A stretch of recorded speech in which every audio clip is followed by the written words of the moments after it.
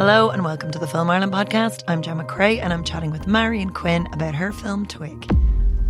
All that trouble out there just melts away when I'm here. I wish we could take a slow boat to China. Let's do it. We'd be free. Continued chaos in the kingdom this morning as the death toll rises. The chief suspect is believed to be Eddie King's own brother. Everyone knows Leon set them two boys against each other. What are we gonna do? We're not gonna do anything. You wouldn't help your brother? Leon's tearing the city apart looking for him. That snake, Paulie, anyone who dares give him a burial will get the same. I'll not let Leon dictate to me what I can do with my own flesh and blood. Are you trying to get us killed? I'm not my father.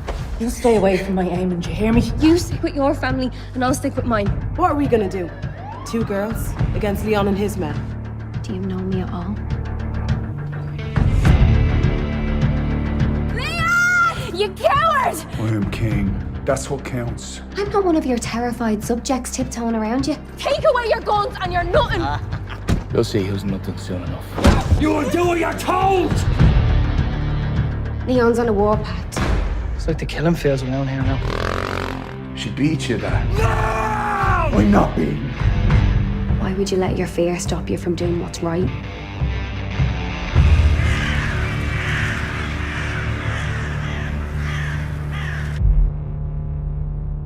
Thank you so much for chatting with us. Delighted to be here, yes. So you had your premiere at DIF, like it's such a lovely festival to get to see it at, and now it's hitting cinemas. How is it being released into the world felt? Well, you know, it's always a little nerve-wracking and exciting at the same time. And yeah, it's been really interesting. And you know, there's one aspect of kind of feedback I've got that I hadn't anticipated, and that's young people kind of seem to really go for it, and are the young people that I've spoken to, and quite like the whole. I think they're comfortable with the tragedy nature of it, because sometimes I think, oh my God, what are you doing? You're making a Greek tragedy set in Dublin. Like, what were you thinking? You know, but they seem at home with that tragedy, and they talk a lot about Romeo and Juliet after they've seen it. And I suppose there's something sort of soothing about knowing beforehand, this is a tragedy. This is, you know, not going to end well for the characters, but there's something almost cathartic about being on that journey if you know that that's where it's going. And I've been sort of gratified to you know, speak to some young people after seeing it, that they were really along for the journey of Twig.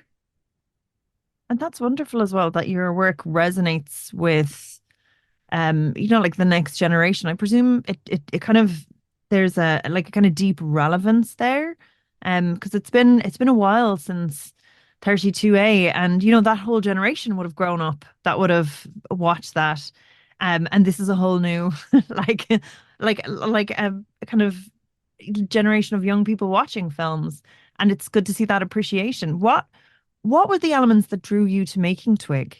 Well, there was a number of things, I suppose, and you know, I'll just finish up on the young people, is because I suppose why I'm saying I'm surprised, because if I had been asked beforehand, was this a film for young people or for older people, you know, as an art house audience, you know, looking at these younger characters, I would have said the latter. But I kind of only realized after I'd made the film and I saw this really beautiful, exuberant young cast together, and their energy and just what they brought to the film, that then I realized, oh, okay, yeah, this is another film about young people. There are a few older characters in it, but mostly they're young. So yeah, so what brought me to this? It's interesting because I do consider myself a really sort of optimistic person. And I do like, I like comedy, I like drama, I like comedy. And there is something about the story of Antigone. You know, I started as an actor, and I think in most drama schools, all the young women gravitate towards Antigone. Such a great character. She's the original girl speaking truth to power, and there's always something that resonates there. And I was a huge fan of The Wire, the TV series. Absolutely loved it, and loved the characters, and I love the ambition and the scale of it, and this looking at a whole society, a city, and all the different systems within it, and their failure, and then stepping back, even looking at democracy and how it works. And you know, David Simon, when he was interviewed in, you know, while it was in the afterwards, said that a lot of people thought it was Dickensian, you know, this idea that we, you know, tune in every week. And I always think of Charles Dickens. If he was alive today, I think he would be an amazing showrunner, right? Because his characters and his worlds that he built, and at the time they were delivered by chapters. Then people would run to the newsstand and get the latest chapter of the Dickens novel. And so there is that element of that, but David Simon himself said, I think I would go further back, and I think it's Greek, and there's something about those tragic elements. But while I was watching The Wire, I always wondered about the women. I just wanted to know what it was like for those women in that world, in the row houses, and the wives and the sisters and the girlfriends and the mothers, and how did they navigate this world? You know, the men were out there, whether it's, you know, a so-called legitimate war or it's a drug war, it's the young men and older men who are sending young men to their deaths.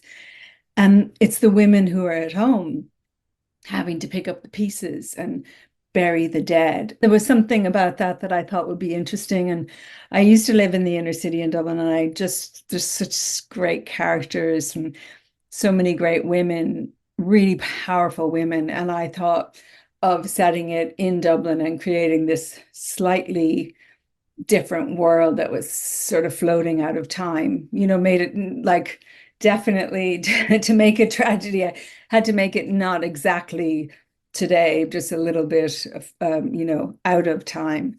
And I guess that those elements came together. And there was one point where, you know, in a traditional film, we have that journey for the character, and then at the end they have this little uptick, you know, they have that little bit of information or knowledge, or they come back with the elixir or whatever it might be. And in a tragedy, you know, you have the downturn. And I originally thought, oh, I can't go full tragedy. You know, I'm going to have some kind of hopeful, slightly hopeful ending or something, or maybe she doesn't die. But then I kind of was looking around the world at everything that was happening. And at the time, Trump, like as crazy as that seemed, was on the rise. And, you know, there was, you know, war everywhere. Duterte had the killing squads in the Philippines, and people were lying dead in the street. And I just thought, maybe we can still tell a tragedy in today's world. We're certainly seeing it, unfortunately, every day. So that's kind of where all that came from. Was that something that was maybe like one of a number of projects that you were kind of tinkering around with that popped up to the forefront? How, like, I presume you have a slate, and then this is the next one, or was this always like your no you're right. I've always had a number of projects, and you know, you kind of lean into one and you work really hard, and you get it to a certain point, and you know, you might have a few nibbles here and there and think, oh, this is going to be my next project, and then something, piece of the financing puzzle comes away, and then you're thinking, okay, put that on the shelf and up the next one. And so I had developed it, and I had it sort of to a point where I thought, well, maybe this will be the next one. And, you know, I think, and I suppose maybe it is just feeling that there was that sense of looking around me at the world, and that maybe this is an appropriate time to tell a tragedy, because we still seem to keep having to play out these wars, you know. So yeah, it felt like that might be the time. And then, like, yourself, it's like what you sometimes you might meet somebody and say, well, I've got this and this. And then they say, oh, tell me about that one. And you tend to go where you get the interest as well. And so was this something that maybe went through two rounds of development? Because like it's a big story and there's like a big cast and like a lot to sort of cover. Like they weren't short. Those Yeah. that like so it was a big kind of world that you're recreating on screen. Was it something that you had to do a couple of rounds of development? I see the like getting funders on board was that difficult? All of it, always, yes. So I would have got Screen Ireland development, like a few rounds going back, for another round. And then it was a question of budget. And, at one point, is it going to be a higher budget with a name? And then, if that doesn't work, then you start to look at how you can do it. And in the end, it was really low budget, and it was really, so we were trying to create, like you said, you're trying to create a whole world, and I really tend to write a lot of characters, and Tommy's always despairing. He's like, oh my God, another Marian Quinn script. How many have you got this time? How many speaking parts this time? I just so and this is similar to some others that I have. So it is a real challenge to create all that on such a low budget. And I think, like sadly, I think a lot of Irish films are a miracle, that you sort of pull off a miracle. I mean, I was on the board of Screen Ireland for a long time, and I used to always say that I think we're chronically underfunded in this country, and it's not a reflection on Screen Ireland or the money that we get from the government, which is fantastic, and the budgets are going up every year, which is great.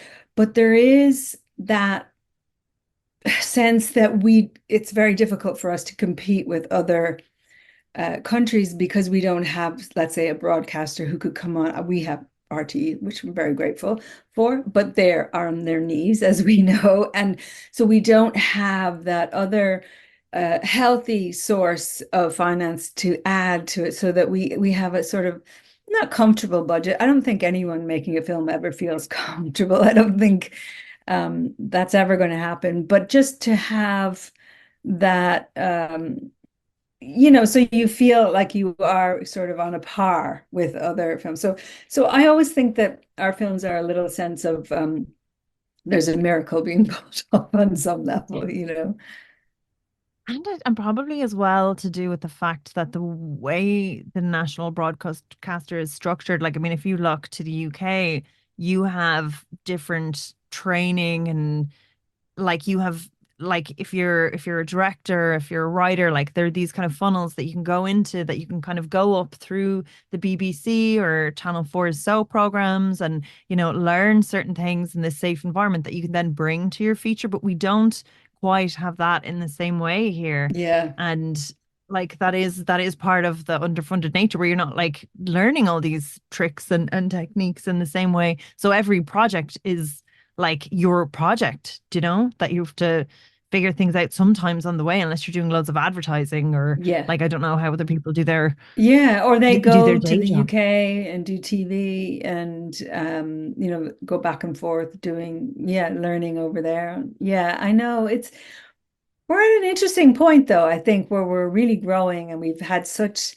great international success with our films and TV, but it's just it's that little bit extra. That's why I think the levy is going to be a really interesting addition to our funding. I hope it's like a little top-up fund or something for us, which would be great. You've such an amazing cast, and like there's so many of these new faces and new voices that we're kind of that are really emerging and emerging almost on a global scale now as well, like where it seems to be like a petri dish for real talent, and you've such beautiful chemistry in Twig as well. I was just wondering, maybe just to go back on your writing and then to touch on your process, where in terms of this script and this story and being told in this specific way, because there was that bit of a gap, do you think this is a different project to the one you would have made immediately after had you gotten that check?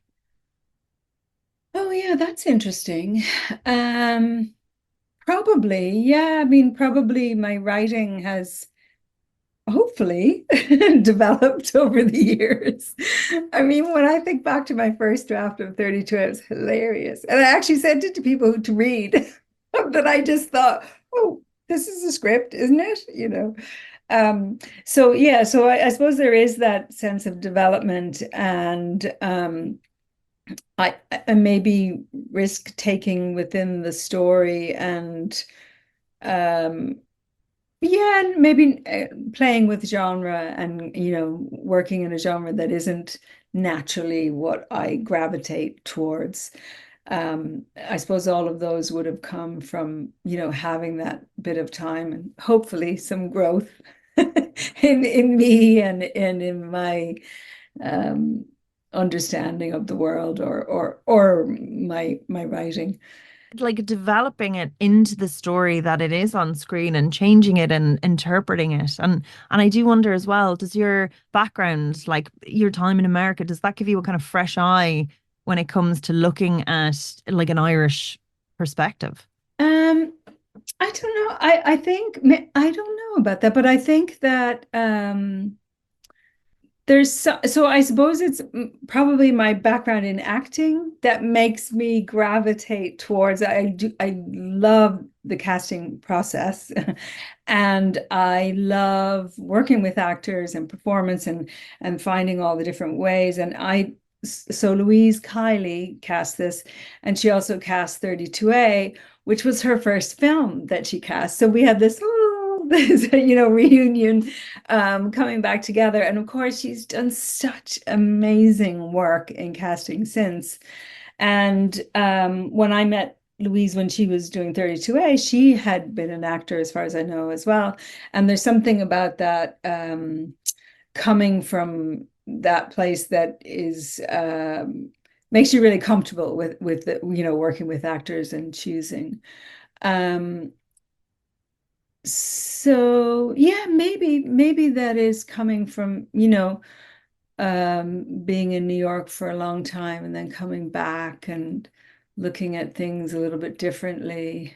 I'm sort of trying to remember the question. I feel like I've gone off. Yeah, no, but it's sort of more just about like that general development process. Like, I mean, it's just you are like boiling this huge play that everyone loves so much and then bringing it to this context. But when you look at it, it suits it so perfectly. Like that world of that tension that it's like, in a way it's kin, it's love, hate, it's all those spaces, but then it's that like beauty and tragedy and like but leaning into the emotion of those spaces, but keeping like it's funny, it's almost like one of those things that you're like, I didn't know I needed this and it's perfect. I'm glad you said you needed it. Yeah, I think that's something about when all the elements combine, and like in that process when you write it and you first think, oh, this time I'm going to really have a budget and I'm going to really be able to, do X, Y, and Z, and then as your budget shrinks and shrinks and you think, oh, okay, so now I have the same budget that I had like 15 years ago, right? Okay, but what the beauty of that, and the way you always use those sort of constraints, they can make you more creative in a way. It was that, in terms of casting, well, first of all, it was authenticity that Louise and I spoke about a lot, and just I really wanted all the characters to be real dubs. Like I really wanted that sense of like an inner city world and that they were really from there, and the voice, and And then we talked about discovery and, you know, saying, okay, well, we don't have names. Of course, we had Brían O'Byrne, which we were really blessed to get him. But apart from that, we didn't have any names. We didn't have anybody known. And a huge number of the cast are making their film debut, like a huge number. Sade now had done some, she had been in like a BBC, you know, after school. So she'd had a part in the Danny Boyle TV series.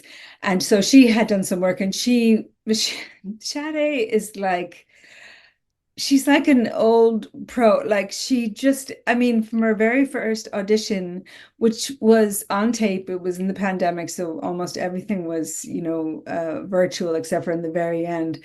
And from her very first tape, it was a full-blown performance. Just, you know, this, yeah, she looked about 12, her hair tied back in a little ponytail and a hoodie on, and I was like, oh my God, who is this? You know.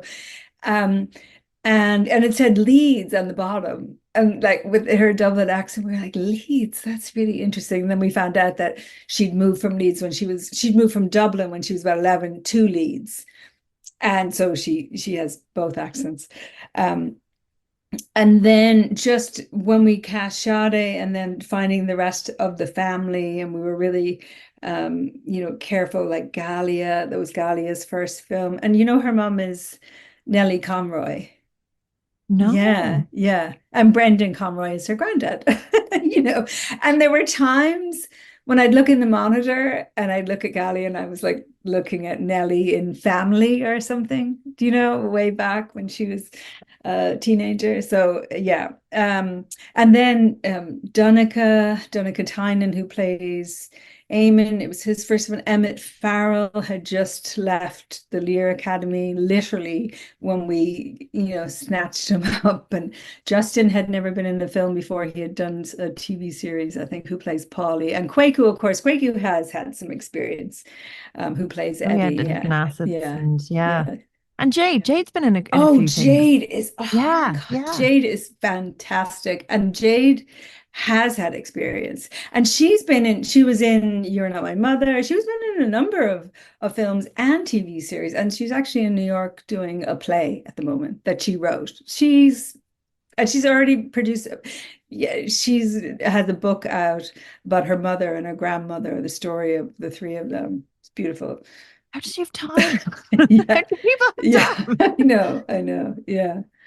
Yeah. So so in the end, that having all of these faces who are not known, but really fresh and really exuberant, and the energy from them was just really lovely. So we did so I love rehearsal time, but I don't sit down with the script.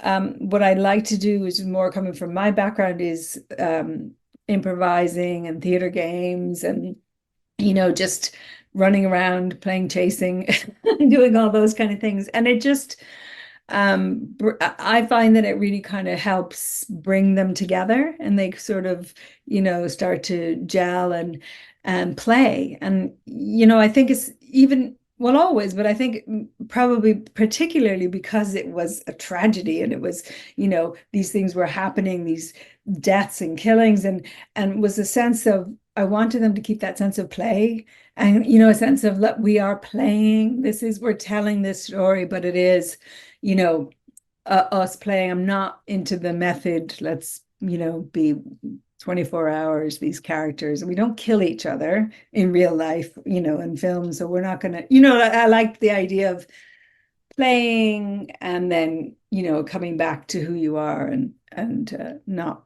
taking it too seriously. And it sounds, there's just the nature of the story, and how high octane it is, and how much is on the line. Like the stakes are like very high from the get-go. So that's like a lot of very heavy emotional beats that you have to hit. And that, like, if some people didn't, because I was just going, oh my God, Jade. And then I'll like, for a lead, that level of gravitas and power, but gentleness is really, I was like blown away. And then, but how do you as a director sort of foster that or get it? Because you're saying you play, but like that's like there's a lot in there you have to hit to sell that. And if the budget isn't that high, how long was the shoot time to give everyone the space to get into Oh, that it was headspace? 24 short days. Yeah, it was really tight. It was really tight, which is why, I mean, they say that casting is a huge percent of directing, and it is, because if you feel like you've cast people who have access to that emotional landscape that you need and can drop into it. And that's Sade can drop right down tears and emotion, and then she can come right back up. I say she's like an acrobat. She can go this way, that way, the other. She just has that what my teacher used to call an emotional instrument, who can play all the notes that you need. And she was so careful about how because we had talked about where those beats would be overall throughout the film, because there's nothing more off-putting than having people cry all the time. Like, and you need to have just a few moments where that can come out, and so she had it carefully And she's mapped. so strong, like her character is so strong in it as well, that's that really powerful balance that Yeah, so that she has those moments where she can, let her mask down, let her guard down. And when she has that moment with Michaela, when she's scared, when she thinks, oh my God, I'm going to die, I really am going to die, if I keep going down this road. And there's a few times where, we feel like she's at a crossroads, and maybe she will, make the decision to live, as her sister wants her to do. Like, it's not that hard. You just put your head down and do what you're told, But she can't, she just is one of those characters who just can't do that. So yeah, so Sade had that just she's instinctive, and that's the kind of actor she is, so she can kind of do this. So there was some mapping of that, and just knowing, which scenes we wanted to, how high we wanted to go or low in certain scenes. And then sometimes things just happen, and it becomes more emotional than you think it's going to be, like the actual burying of Paulie. None of us thought that was going to be, and then it was, and then we were trying to pull back, and then we didn't have time, and we were, and in the end, I'm really happy with how it turned out. But we had those moments of going, was this, wait, this isn't how we planned it. And that's filmmaking. Sometimes you just have to, these happy accidents come, and once you can let go of your plan, you can go with it. yeah. So tell me, like, okay, so there's so many beats that have to be hit. There's so many characters to check in with. There's so much happening at any one point, and you're selling the world, and you're going big, and you're going in close for the emotion. That must have been a very difficult edit in terms of getting the pacing right for everything. Can you talk to me about like what that process was like? Yeah, well, I worked with Tony Cranston, who is a really great, lovely guy, and very experienced, very kind of calm editor, has done it all, seen it all, which is really nice. And I think I really wanted to be in a safe pair of hands like that for this. I wanted to feel like I could lean on somebody just to make sure, is this all going to work? And also, there was an element of feeling like the story it has this inexorable quality, and I don't know how much I can change the order and the structure of things.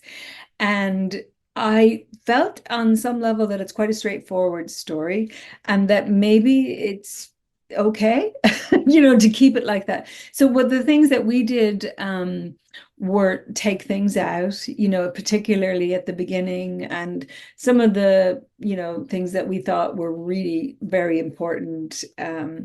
exposition wise. Oh, how can we, go forward if they don't see this scene, and then you take it out and you realize, oh, they're fine if they don't see it, so there was an element of that. And yeah, I suppose between trying to, working with Tony on that, and then the music and the sound design, that's where they all kind of came together to get the pacing. Because originally I wasn't the music. I worked with Jerry Leonard, who I'd worked with before on 32A, and he's this beautiful guitarist, and his music is so not like a film score, and I love that about him, that the space that he goes into. And so, I wasn't sure how much, and I think there was maybe too much in the start, and then we took that out when the sound design came in. I worked with the sound designer Lars Ginzel and Dominic Schleier, and I'd worked with Lars on 32A, so I went to Berlin to work with them. And just having that expertise and just this really subtle fine tuning really helped bring all. So I felt like the editing, the composing, and the sound all sort of came together then. And that's when I really felt the pace, because we opened it up a little bit and took some of the music out in the beginning, let the film breathe a little bit, and then really let the music take over and build from a certain moment on. And I think that's what I was hoping was going to happen. And I think from what people have said from watching it, that it does feel like that. So Yeah, because it does. It kind of it's fast paced, it's tense, it's stressful, it's beautiful, it calms down, you've time, but the world is very much so part of the character of the piece. Um, one of the things was your first cut of it like 3 hours long, though. Do you know, like to get all your beats in to go like, oh, this is the full scene. I can imagine there's just so yeah, much. no, it wasn't 3 hours, but it was certainly, it might have been. It might have been 2.5 by the time we had every little thing in the very first assembly. But by then we were already like cutting it down to, around 2 hours. And then we wanted to make sure that it was going to be under 2 hours. But there were elements of that I really kind of dug my heels in and said, I wanted that. Like I wanted her to come in and explore the flat that she grew up in as this sort of slightly haunted space. And I wanted those slower moments. So sometimes, people might think this is a thriller and every beat has to be like that. But I really wanted her. I feel like Twig is somebody who sort of has one foot in this world and one foot in the other world. So I wanted to give that sense of that. So there were times when I did want to slow it down a little bit until we reach a certain point in the film, and then kind of let the inexorable quality just take over, And was it really satisfying to get it finished and across the line? Because it's something, especially if that like it is big and there was so many kind of stories there, and like actually what was the time frame on it in terms of when did you get the first development funding as to when, and that up till it premiered at diff, like what was that time frame? Oh, it was easily 5 years, I think, because, and the only reason why I know that, because I don't really remember dates and things that well, but I do remember that Keith Potter has rejoined Screen Ireland, right? And I do remember in a meeting, the first time I met him, so this was obviously before he had left. I told him, I basically pitched him this idea, and he said, "Oh, that sounds interesting." Now I didn't work with him or anything, but then I think he might have been gone for 5 years. Certainly the space of time maybe that Celine Haddad was in, and she was our project manager, and then she left. So it was about that space of time, I would say. So, And did anything change then? Like, did anything sort of shift for you as the drafts progressed, or like did you always know that particular this was the medium that you wanted to tell it in? you mean film, like in film?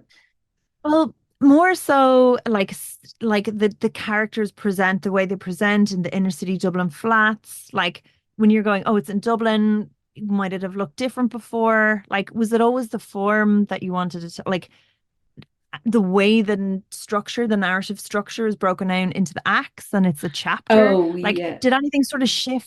that Like, actually did come from, and that was one of Tony's ideas, in that when we were looking at the film and we were like, what, it just, I kept saying, what does it need? It needs something, it needs something.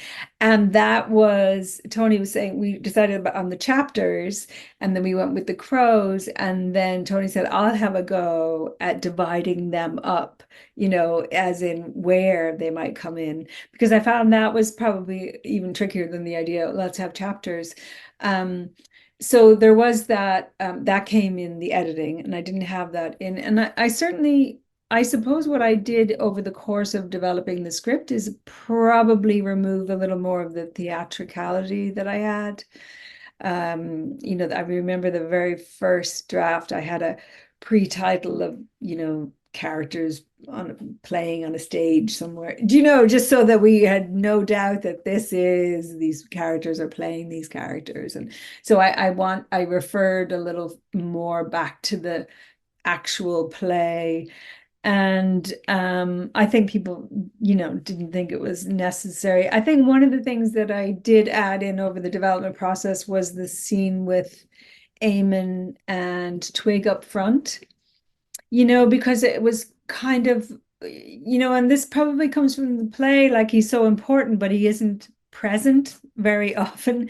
And just to have that sense of hope that they're hatched this plan to get out of here, to get away from their families, and then their families, the dramas pull them back and down. And so that was one of the things to put up front. That was a thing that came out of the development process. I certainly did not have that in my first draft, and I was really glad that I had that in there. And then there were other things that I put in up front, which we took out, and sometimes you're just not going to know until you shoot. Like, we certainly shot them, we had them in the edit, and then they did come out in terms of, it's always, how do you get through that first act as quickly and efficiently, and giving the information that the audience needs, and moving the story forward. So I had more in the first act, more scenes, more exposition that we did take out. But yeah, the acts was definitely something that we came up with in the edit. that's it. Because I kind of think in 5 years, the world changes. So I'm always interested to see how a story, when it sits with you, because you're changing and evolving, and even your taste is changing slightly. So I'm always interested to see, like, what are the little nuggets that are different, or that move or that shift, because it's so interesting. And it really lends itself to being a beautiful film. And I think it seems like probably the right time in what you're saying. It does feel like a very dangerous and like scary time in terms of that, like, that, like, it echoes the mood of, and that the fact that young people are resonating with it as well. Yeah, which is interesting. And maybe it's also because the characters are all young and full of life, and there is something really tragic about young people dying, and yeah, we're in a funny place, and even post-pandemic as well,